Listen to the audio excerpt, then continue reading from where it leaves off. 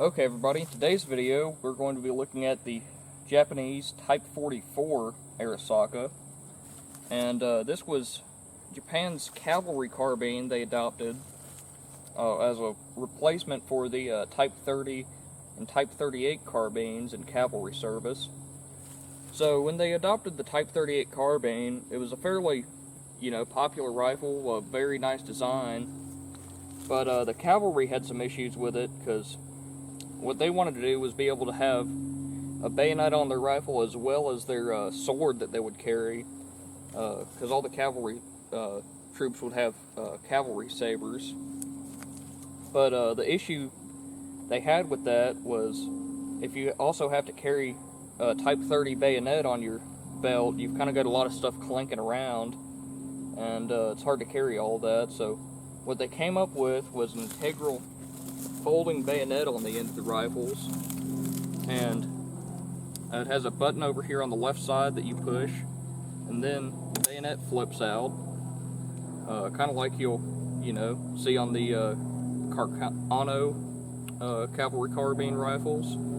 And you have a hook on the side of it that's both to act as a stacking swivel, and also if you're in bayonet fighting, they would use that as a sort of a way to have leverage to knock the rifle out of somebody else's hands if you're bayonet fighting with them, which is kind of an older concept, but the Japanese were still very bayonet fighting focused. And these rifles will function just the same as the Type 38 as far as the action goes. So it's cock-on close design, feeds from 5-round stripper clips of 6.5 Japanese, and the safety back here is a palm push-in safety. You rotate it to the right to put it on safe, and then to the left is fire. The sights on this go from a 400-meter zero at the battle site, and then you can flip up and adjust them up to 2,000. And these rifles would see heavy use during World War II. Well, during World War One. It's like a tree's falling back there. These rifles would see heavy use during the Second Sino-Japanese War, and then see use during World War II. It would be predominantly used by the cavalry, but also by the Air Force as sort of air base rifles to be used on base. And one other thing about them is there's a trap door in the butt plate, and there's this lever right here that you rotate, and then it would have 2 holes on this variation for the cleaning rod pieces. And then on later ones it would have 3, and then you'd have the 2 pieces of the cleaning rod and then the head of the cleaning rod. And basically these rifles with the cleaning rod on this one, it would be you'd have the 2 pieces in there, and then you'd carry the head of the cleaning rod with you. And this is the first variation of Type 44. There would be 3 variations in total. The second variation will have the screws will be further apart on the bayonet housing, and on the third variation the screw will be even further apart on the bayonet housing. This is one of the early ones made by the Tokyo Army Arsenal. These would be later made by Kokura and then Nagoya Army Arsenal. And the Nagoya made ones are predominantly what you'll find in the third variation. Kokura's more of a second variation is what you'll find on those. And there would be over 100,000 of these produced by the 3 different arsenals that made them. And these are a very nice rifle to find today. They're very accurate and reliable, but they've become a lot more interesting to collectors, so they sort of command a premium now. But yeah, that's all I'm going to say about it, so let's get into shooting it some. Alright, we're going to start out with 5 rounds of our hand loads at 100 yards. These are 147 grain Hornady ELD match bullets. We've loaded up. Down at 100 yards.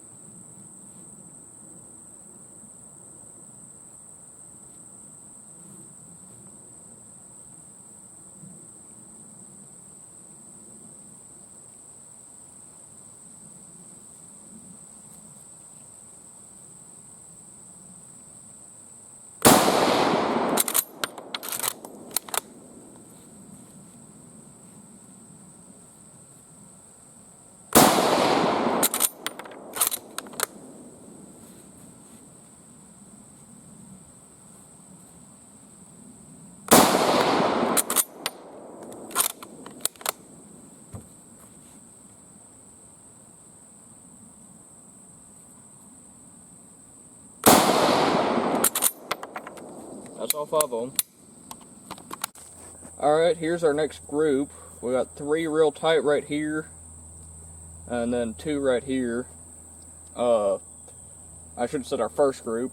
This is from some other shooting we've been doing today, but this is our group with the 44, and as you can see, it's hitting high with our hand loads, but other than that, really accurate.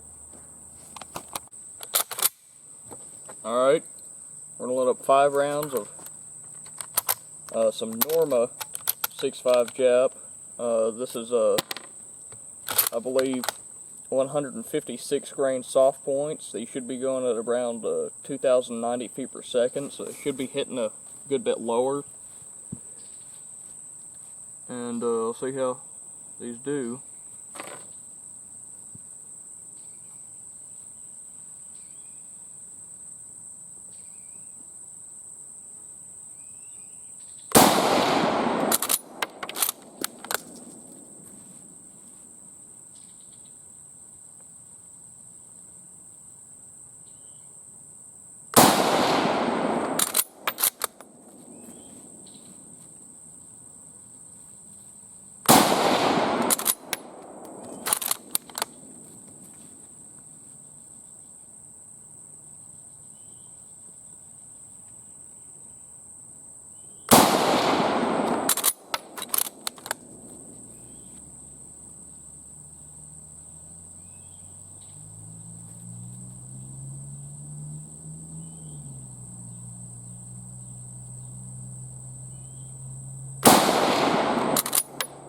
Alright, that's all 5 of them.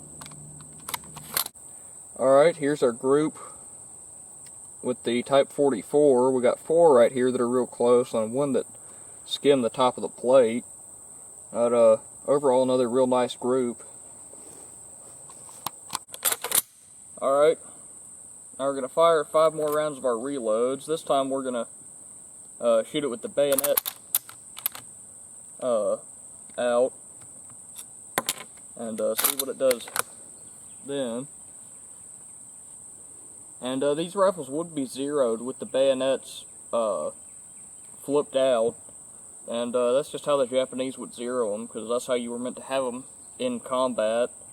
And the bayonet was really meant to just fold when it was on the sling on your back.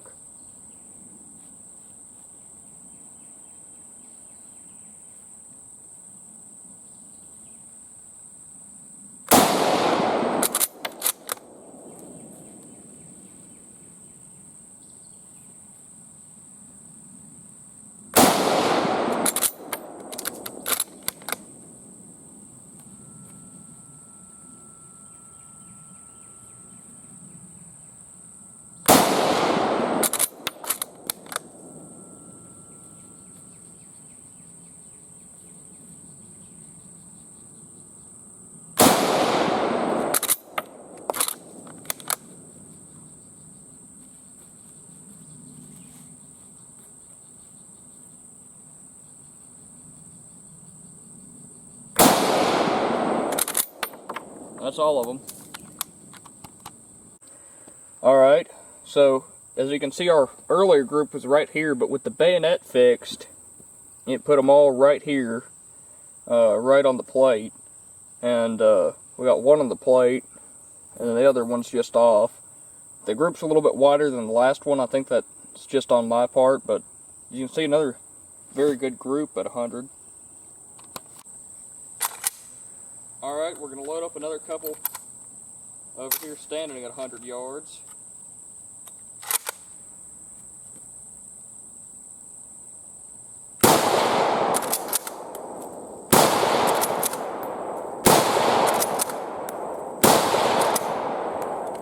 That's all 5 of them.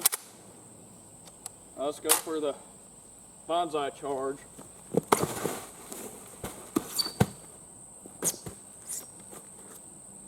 Well, that solved the problem.